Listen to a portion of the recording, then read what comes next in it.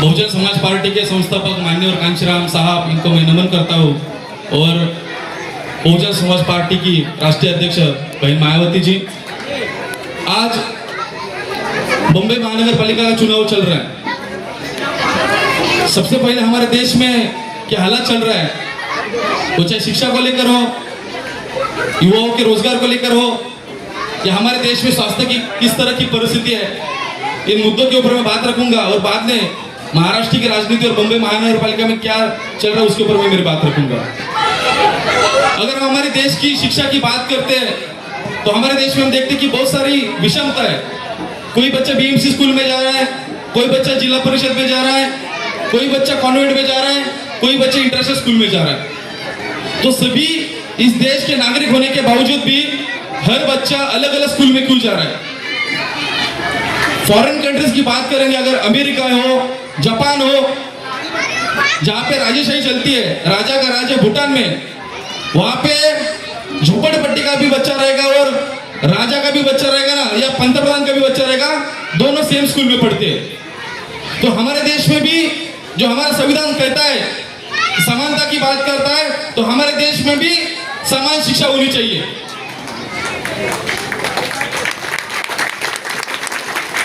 दूसरा मैं यहाँ पे बात रखूंगा, हम सभी को पता है कि जीएसटी जब भी आया, जीएसटी का बिल, हमारे देश में अमीर इंसान जो है वो भी जीएसटी का जो अमाउंट है वो सेम भरता है और गरीब भी सेम अमाउंट भरता है। दोनों के लिए जीएसटी सेम है।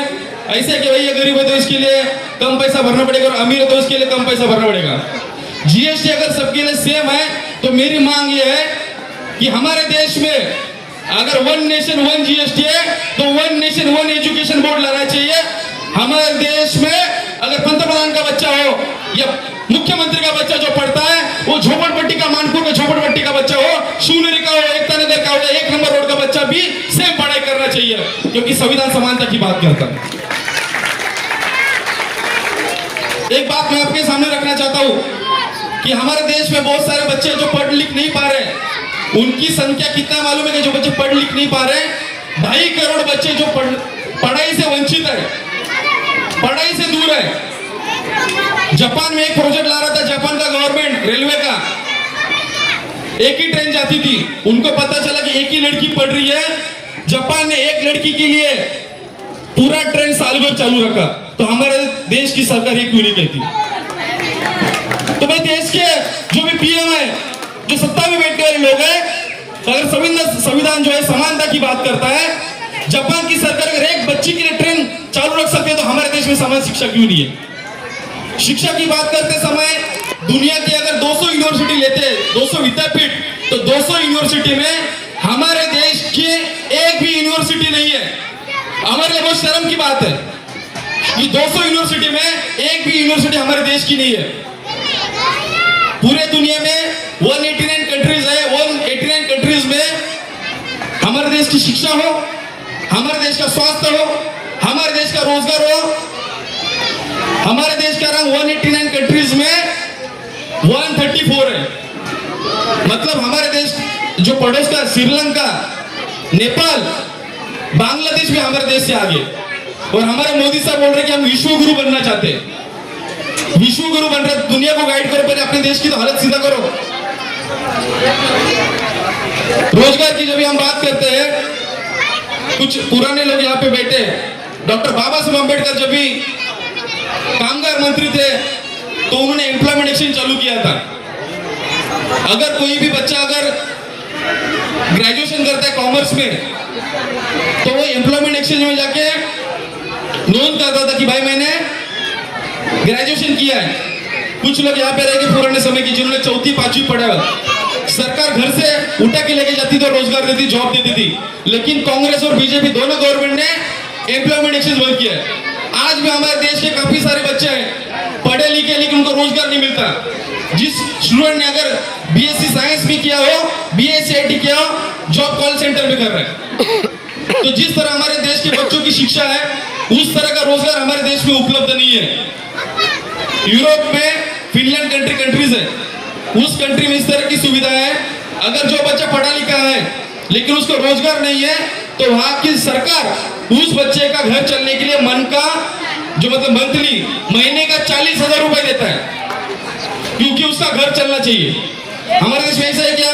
हमारे देश के प्रधानमंत्री क्या बोलते हैं, जो बच्चे पढ़े लिखे उन लोगों को पकौड़ा तो लो। हमारे देश की हालत इतनी खराब है कि पीएचडी करने वाले बच्चे जो है क्लर्क का फॉर्म भर रहे हैं। एक यहाँ पे मैं बात करना चाहता हूँ कि हमारे देश में आप देख रहे कि अगर एग्जाम्पल अगर 20 जगह रहते गवर्नमेंट के भर्ती में, लाखों बच्चे फॉर्म भरते हैं। इस तरह की हमारे देश की हालत है। अगर स्वास्थ्य की अगर हम बात करते हैं तो जितने भी फॉरेन कंट्रीज है उनका अगर हम बजट देखेंगे 10% 15% बजट है। हमारे देश का जो बजट हेल्थ के ऊपर 2% के ऊपर गया नहीं। अगर एग्जाम्पल के तौर पे अगर देखो देना चाहूंगा, हमारे देश में अंग्रेजों का राज था। अंग्रेजों ने ब्रिटिशों ने यहाँ के लोगों के बारे में सोचा था। उस समय में केम हॉस्पिटल भी अंग्रेजों का समय का है, जे हॉस्पिटल भी उनके समय में का है, वाडिया हॉस्पिटल भी उनके समय का है और नायर हॉस्पिटल भी उनके समय का है। आजादी के बाद खाली बंबई में साइन हॉस्पिटल बना है। तो इससे ये अंदाज लगा सकते हैं कि हमारी सरकार जिनको माए बाप बोलते हैं वो लोगों के बारे में सोचते नहीं है। बीएसपी का नारा है कि जो सरकार निकम्मी है वो सरकार बदलनी है। सभी लोग नारा लगाएंगे, अरे जो सरकार निकम्मी है वो सरकार बदलनी है, अरे जो सरकार निकम्मी है वो सरकार बदलनी है। महाराष्ट्र की राजनीति की हम बात करते हैं तो अभी का जो चुनाव चल रहा है महाराष्ट्र में, इस तरह की चुनावी हालत है। अब थाना और बाकी अगर जिला में अगर देखते हैं तो इस तरह का इलेक्शन हो रहा है कि सामने वाले कैंडिडेट खड़ा ही नहीं हो रहा है। मराठी मध्ये ज्याला आपण म्हणतो बिनविरोध निवडणूक, मतलब अपोजिट कैंडिडेट खड़ा नहीं हो रहा, इलेक्शन जीते जा रहे हैं। इसका मतलब आप लोकशाही की हत्या कर रहे हो। आप उम्मीदवार को धमका रहे हो, उसको टॉर्चर कर रहे हो, उसको मारने की धमकी दे रहे हो। इस तरह से चुनाव इस महाराष्ट्र में हो रहे हैं। महाराष्ट्र की विधानसभा की असेंबली की अगर बात करते हैं तो महाराष्ट्र की असेंबली में अपोजिशन लीडर मौजूद नहीं है। और मैं कभी कभी महाराष्ट्र की राजनीति की तरफ देखता हूं तो हम देखते हैं, हमें सभी को पता है 2-3 दिन पहले महाराष्ट्र में भाजपा एमआईएम की युति हुई कि नहीं हुई? आप लोगों ने देखा रहेगा। अकोला में बीजेपी और कांग्रेस की युति हो रही है। तो महाराष्ट्र की राजनीति किस तरफ चल रही है? तो ये लोग जो है राजनीति करने वाले लोग क्या बेवकूफ समझे क्या? पुणे में पिंपरी चिंचवड में इलेक्शन चल रहे हैं, वहां पे शरद पवार और अजित पवार इकट्ठा है। तो ये मोदी या जो भी फडणवीस सरकार के लोग हैं, महाराष्ट्र में पार्टी दोनों डिवाइड किया है। 70,000 करोड़ का जो सिंचन घोटाला अजित पवार के ऊपर है, तो अजित पवार और शरद पवार कैसे आ रहे इकट्ठा? ये अदानी के भावबंद लोग हैं। लेकिन बीएसपी की ताकत में अभी महाराष्ट्र के इलेक्शन में आपको बताता हूं, जो नगर परिषद के निवडणूक का जो इलेक्शन हुए अभी, वहां पे 10 के ऊपर सीटें बीएसपी ने जीत के लाई है। ये हमारे लिए बहुत खुशी की बात है। तो महाराष्ट्र या बम्बई का जो बारामती जो है, सभी को पता है शरद पवार और अजित पवार का गढ़ है। उसमें 21 साल की लड़की संघमित्रा चौधरी चुनाव में जीत के आई है। 21 साल की उम्र में शरद पवार और अजित पवार का जो गढ़ रहा है, वहां पे 21 साल की लड़की बहुजन समाज पार्टी की लड़की जीत के आई है। तो इन लोगों का संदेश है, जिनको लगता है ये गरीब घर के लोग हैं, ये कमजोर लोग हैं, ये इलेक्शन क्या लड़ेंगे, पैसा ही रहेगा तो ऐसा नहीं है कि हम इलेक्शन जीतेंगे। अगर हम ईमानदारी से बाबा साहब के मिशन के साथ मिशन के वाले अगर काम करेंगे तो जरूर हम इलेक्शन जीतेंगे। और मुझे ऐसा लग रहा है कि बीएसपी ने जिस तरह महाराष्ट्र में जीत हासिल की है, उस तरह का इम्पैक्ट बंबई में भी दिखेगा ऐसा मुझे लग रहा है। बीएमसी के महानगर पालिका में बीएमसी बहुजन समाज पार्टी जो है बहुत सारी सीटों पे जीतेगी ऐसा लग रहा है। आपको क्या लग रहा है, जीतेंगे कि नहीं जीतेंगे? जीतेंगे। महाराष्ट्र में जो राजनीति में बीएसपी में बदलाव लाए, वो बदलाव बंबई महानगर पालिका में भी हम सब लोग लाएंगे। और हमारे जो कैंडिडेट महेंद्र पाटिल साहब है, इनको भी हम लोग भारी मतों से जिताएंगे। जीतेंगे कि नहीं जीतेंगे? जीतेंगे, जीतेंगे। मैं मेरे एक दो मुद्दे यहाँ पे रखूंगा महानगर पालिका से संबंधित जो है, और मैं मेरी बात खत्म करूंगा।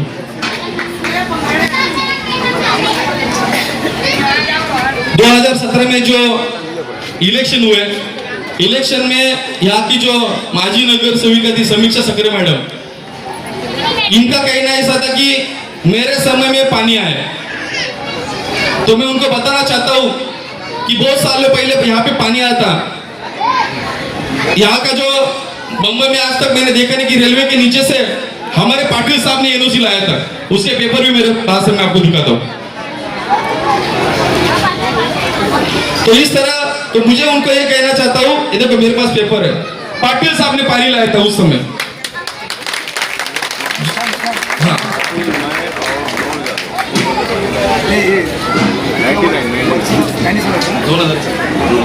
2000 साल की बात है और सक्रे मैडम बोल रहे कि मैंने अभी पानी लाया। ये देखो पेपर है, स्टैम्प पेपर और सब है। पाटिल साहब ने 2000 के समय 25 साल से लोग पानी के लिए प्रयास किए, मेरे पास सब डॉक्यूमेंट है। शिवनेरी नगर, एकता नगर, मंडाला के लोग 25 साल के लिए हमारे यहाँ पे टैंकर में भी हम लोगों ने पानी भरा है, उसके लिए भी लोगों ने कोशिश की, पेपर है। हम लोगों ने शिवनेरी में, आप सभी को पता है कि एकता नगर में कनेक्शन दिया था। आज तक बहुत सारे लोगों ने, हम सभी को पता, हम लोगों ने बहुत तकलीफ झेली पानी के मामले में। 25 साल हम लोग के गए, 30 साल के ऊपर हम लोग पानी की तकलीफ में गए और सक्रे मैडम ने शिवनेरी में कनेक्शन नहीं दिया, एकता नगर में कनेक्शन दिए थे, क्योंकि उनको पानी की राजनीति है ना, वो जिंदा रखनी थी। हम लोगों ने, हमारे साथ में विश्वास बेंगे थे, पोटले काका थे, गीते काका थे, मेरे पिताजी गौतम बगड़, बहुत सारे कार्यकर्ता थे जिन्होंने पानी लाने के लिए, यहाँ का जो एमवार्ड है, एमवार्ड के भीम नायनेर में ऑफिसर है, घाटकोवर के कदम साहब है, वर्ली के साहब है, हम लोगों ने पूरा जगह बीएमसी से पत्रव्यवहार करके पानी बस्ती में लाया है। इस तरह के जो भी हम लोगों ने सभा लिया। मैं आप लोगों को चित्र क्यों दिखाना चाहता हूँ, क्योंकि सक्रे मैडम बोल रहे मैंने शिवनेरी में पानी लाया, बस्ती में पानी लाया, हम लोगों ने संघर्ष करके पानी लाया। आप लोगों को झूठा वादे मत दे दो। 15 अगस्त में जब भी सभा हुई थी, यहाँ पे प्रोग्राम हुआ था, तभी सक्रे मैडम बोल रही थी कि मैंने पानी के लिए 18 करोड़ का फंड लाया, लेकिन जब भी हम लोगों ने इसके ऊपर आरटीआई मारा तो आरटीआई का जो अमाउंट है दिखाया गया कि 10 करोड़ है और उसमें से 8 करोड़ खाली खर्चा है। तो बाकी के पैसे किधर गए, बाकी के पैसे किधर गए, ये सवाल मैं उनको पूछना चाहता हूं। दूसरे अलग अलग, अगर हम लोग यहाँ के रास्तों की बात करते हैं, मैंने उस कल की सभा में भी कहा था, नगर सेवक को गटर मीटर वाटर के लिए हर साल के लिए 1 करोड़, 5 साल के 5 करोड़ अलग से 2 करोड़ का फंड आता है। रास्ते देखेंगे तो रास्ते की क्वालिटी देखो, गटर हमेशा भर रहेंगे। ये जो एकता नगर का रोड बना है, पहले जो एकता नगर का रोड था वो बड़ा था, ट्रैफिक जाम नहीं होता था। अभी क्या किया है, रास्ता छोटा किया और गटर बड़ा किया है। तो मैं पूछना चाहता हूँ, करोड़ों का पैसा कहाँ पे जाता है? ना रास्ते अच्छे हमारे लिए, ना गटर की सुविधा हमारे लिए अच्छा है। अदानी का बिल जो है कितना ज्यादा पैमाने पे आ रहा है, नहीं इसके खिलाफ वो लोग आवाज उठा रहे। पार्टी की तरफ से हम लोग 1-2 चीज करना चाहते हैं, जैसे प्रदूषण काफी मात्रा में बढ़ रहा है, जैसे डंपिंग ग्राउंड है और एक डंपिंग ग्राउंड इंडियन ऑयल नगर में शुरू है। सांस लेने में तकलीफ होती है। मैंने देखा है कि जितने सारे हमारे यहाँ के क्लिनिक है, हर क्लिनिक पे हमारे यहाँ के लोग जाते हैं। तो हम पार्टी की तरफ से जो प्रदूषण की वजह से तकलीफ लोगों को हो रही है, उसके खिलाफ भी हम लोग काम करने वाले हैं। और लास्ट मेरे पॉइंट में रखूंगा और मेरे भाषण में खत्म करूंगा। हम देखते हैं कि हमारे जो बच्चे हैं, अगर हम लोग कहाँ कुछ जगह पे जाते हैं तो मानपुर बोलेंगे तो लोग लोन नहीं देते, फैसिलिटीज नहीं देते। तो हम हमारे बच्चों के लिए यहाँ पे पार्टी की तरफ से अगर हम जीत के आते हैं तो महिलाओं के लिए, युवा लोगों के लिए और बच्चों के लिए हम लोग एक स्किल ट्रेनिंग इंस्टीट्यूट खोलने वाले हैं। और स्किल ट्रेनिंग इंस्टीट्यूट के माध्यम से हमारे वार्ड क्रम 135 की जो महिलाएं हैं, जो हमारे युवा है और हमारे स्कूल में जाने वाले बच्चे हैं, उनके लिए हम काम करेंगे। और एक लास्ट पॉइंट, कुल हम सभी को पता है इस देश में जात और धर्म की राजनीति करने वाले कौन लोग हैं। वो गली गली जाके लोगों को भड़का रहे, हिंदू मुस्लिम की बात कर रहे हैं, लेकिन हम संविधान को मानने वाले लोग हैं इस देश में चाहे हिंदू हो, मुसलमान हो, जैन हो, बौद्ध हो, पारसी, सिख, ईसाई, इस संविधान ने हमें इकट्ठा लाया है। और इसी तरह हम एक साथ होके एक भारतीय नागरिक होकर इस देश में रहेंगे। एक मैं मेरी बात खत्म करता हूँ। धन्यवाद। जय भारत, जय संविधान, जय भीम।